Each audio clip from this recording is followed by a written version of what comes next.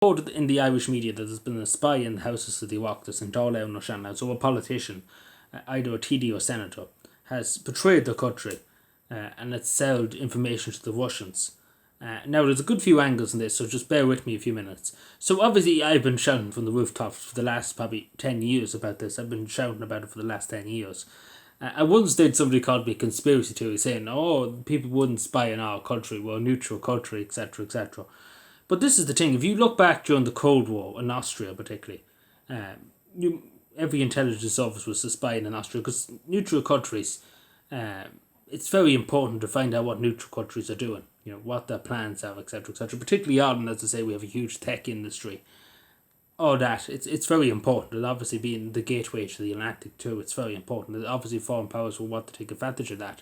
And obviously the lack of security in our country, people would take advantage of foreign countries, foreign agents would take advantage of that.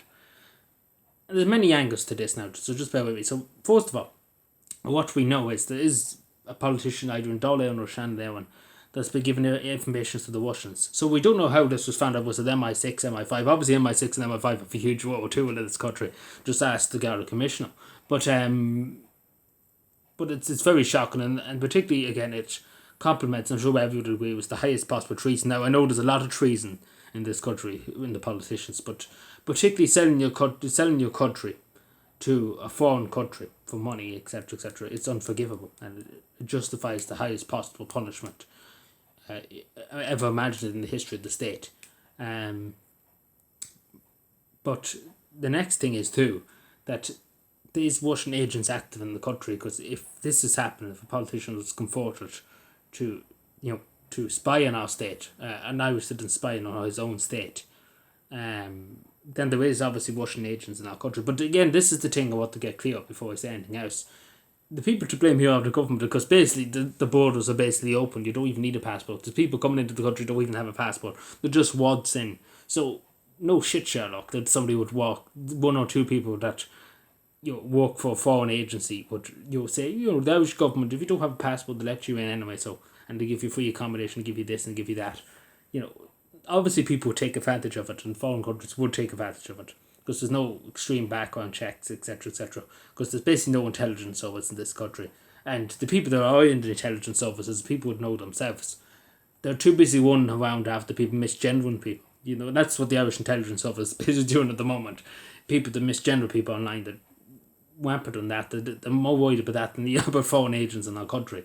But obviously that means that there's foreign agents trying to by politicians, and particularly what Paddy Tobini into. I'm not saying Paddy Tobini is the spy now, just before I said it. So I think it was in 2018 he said there was people that approached them from a shady Russian company, inviting them to Russia for a business conference, etc. Obviously they were going to pay for his ticket, pay for his hotel, you get an opportunity to meet Putin, etc., etc. So obviously they have been doing the rounds. So what I'm trying to say about that is they've been doing the rounds with other politicians. So obviously fair play to Paddy Tobin for not taking it, I will admit that. But there's obviously some Irish politician that has done it. So again, we don't know the name of them, but we need to find out who the name was, and we need to deal with them very harshly.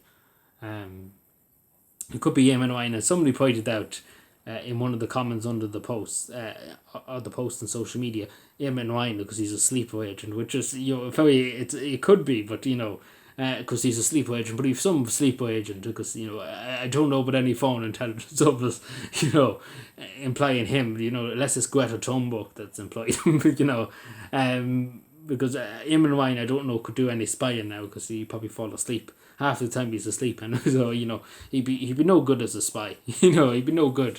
He'd be sleeping half of the time. He'd be better Manuel from 40 Towers spying on the country.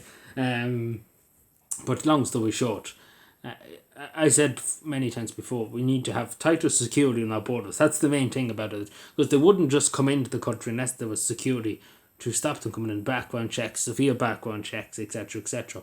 Not just patch you down and let you through, and if you have no passport, let you out through anyway.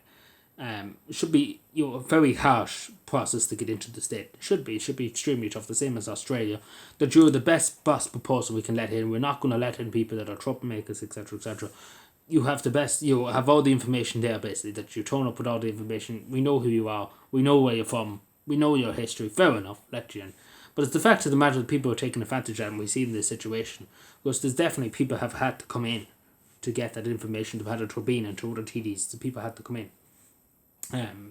And it's not just Russia, just to say it's MI6, MI5. China had a police station in Holland too. And obviously, it goes without saying, no other authority in the world has authority in the state. Only An Garda Síochána to police the state. And simple as that. And no Chinese Communist Party has authority in this state to police it. As simple as that. But we have to find out who it is. I'm sure they know who it is. But I suppose we could sit here for hours debating who it is. But it's very shocking. But again, a lot of politicians betrayed their own country, sold themselves out many times. But particularly that, I never would probably imagine that if a TD or senator would do that. Obviously, they do it at Davos all the time, of course. But would be paid by another country to basically give information to another country. But I suppose we'll wait and see what happens. And again, particularly as I said with Austria at the beginning of the video, during the Cold War, Ireland has a very significant role in tech, etc., etc. And obviously, where we're located in the middle of the Atlantic, and there's not many neutral countries left in Europe too. So it's important to know what the Irish government, and I suppose looking at the eyes of the Russian government, knowing what the Irish government are discussing, they're thinking about joining NATO, what do they do, and etc., etc. And that's pretty much what's happening. But we suppose we have to wait and see. But again, I've said this for years. We have to learn from our lessons in this stage, and we do have to be wary, because there's definitely spies among us, and that's a very anonymous thing to leave it on. But there definitely is, and definitely we have to look at An Garda Síochána too when we're at the leadership of An Garda Síochána, because there's a few people that shouldn't be there on MI6 and MI5. They shouldn't be in An Garda Síochána. But anyway. Let me know what you think. Subscribe for more and bye.